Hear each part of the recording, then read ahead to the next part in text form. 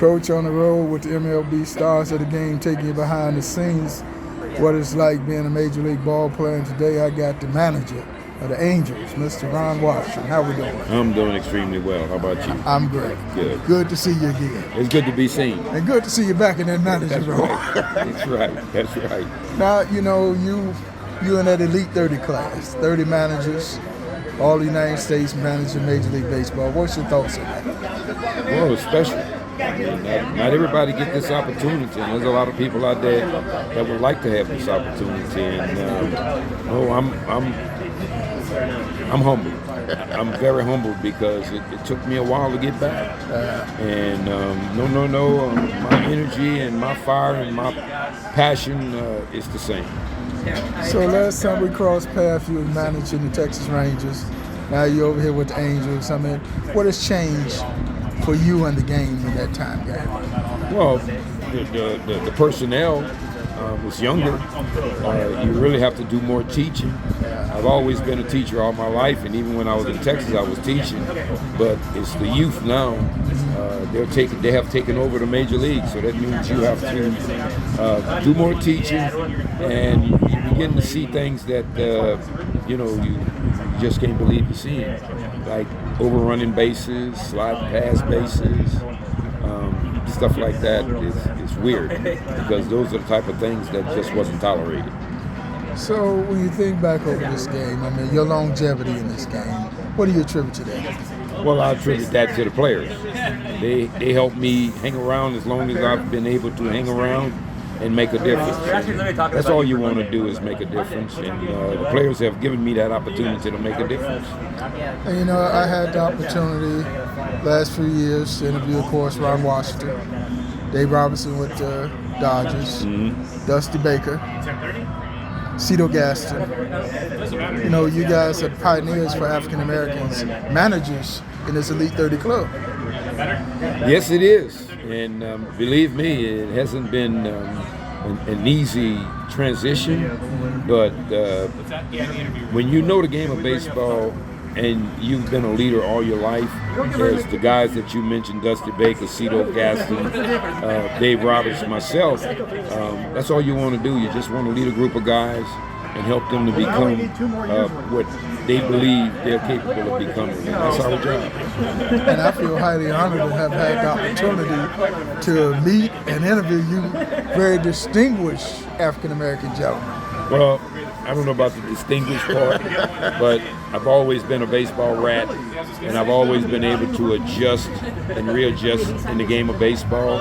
And believe me, it's an adjustment to be a manager, but I know I'm black, but I don't want to stereotype myself like that. I'm a manager. Yeah. And, you know, having coached college ball and scouted for 5 major league teams, I got to rub it in over you a little bit for Dusty and the other 3 guys. Yeah. They got real serious rings. What you waiting on? I got one. Oh, you got one? As a manager? Not as a manager. Okay, as a manager. I was close. And, hopefully it's in my future before it's over, because my intention is to help turn the Los Angeles Angels around. And it's going to be World Series or bust once we get the organization going in the right direction.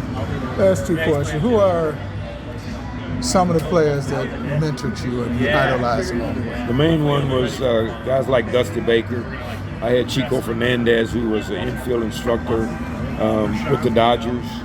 I had Tom Kelly, who was the manager over there with the Minnesota Twins when I was with the Minnesota Twins. Doc Edwards, who was managing me in Cleveland. Cal Ripken Sr., who managed me in Baltimore. Art Howe, who managed me in Houston.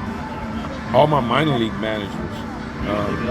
Everybody that I came in contact with when I arrived in professional baseball has had influence on me.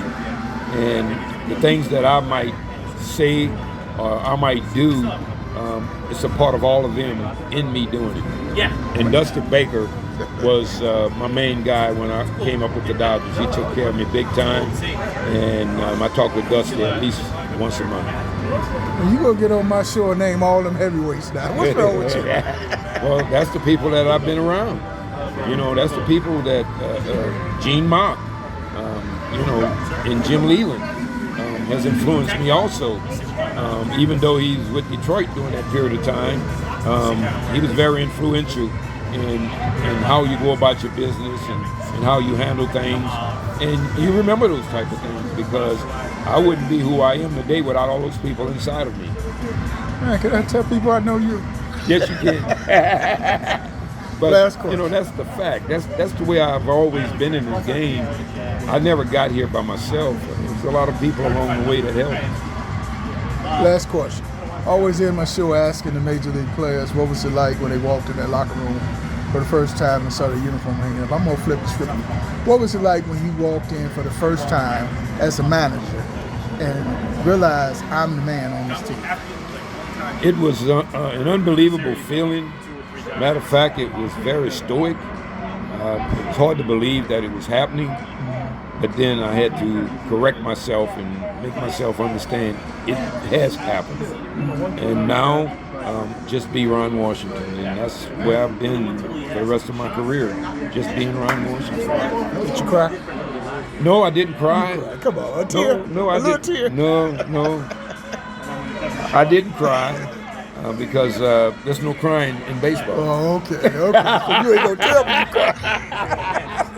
Coach with the man, Ron Washington. Thank you so much. Appreciate it. Thanks a lot. My name is Patrick Aves. Out of DeKalb, Illinois. Caught and played left field, third base, and shortstop. How was your experience out here playing? It was a good experience. I got a lot of exposure, I thought, and it's going to prepare me for the future and take my game to another level. So. I know has been around baseball for 30 plus years, and he did give you a lot of praise for your game and everything you did out here. How does that feel to be able to, get accomplishments and kudos from? Baseball is all mental games, and he told it's just basics and the errors and just the little things lead up to the big things at the end of the game, and Maidens taught me all that, and it all leads up. So. I know we did have players from across the country, from of course out here from Phoenix, but also Chicago, New York, Texas, New Mexico. How was that like playing with guys from all kinds of different cultures, backgrounds? It was fun playing with other guys in the hotel room, and we all had different levels of talent, and we all came together, I thought, pretty well at the end of the few games, and put some good games together, and the last one we ended up blowing, but it was a close game. I know you're still relatively young at 15 years old, but how do you develop those leadership skills to help you out and become a better teammate once you do get older? I just realized that as a player, you just have to take charge and just don't sit back. You're not going to get noticed sitting back, so you have to step up and just play your game. As you're still young, what are some of the keys and that you have to do in order to prove your game? What are some of the tools you have to work on? Basically, I think it's hustle. I need to get in the gym more and work out, and arm strength is a big key in this factor. And just hit, you gotta hit away. What would you say to that baseball player that's aspiring to advance to the next level and has opportunity to play in a tournament team or a traveling team? What would you say to that player? I would just say, keep working hard and don't let no one tell you that you can't do it. So. What's the last thing you'd like to say to our worldwide audience? Love baseball. Maine's a great coach, and just listen to him when he has to tell you. He's not lying. 30-something years.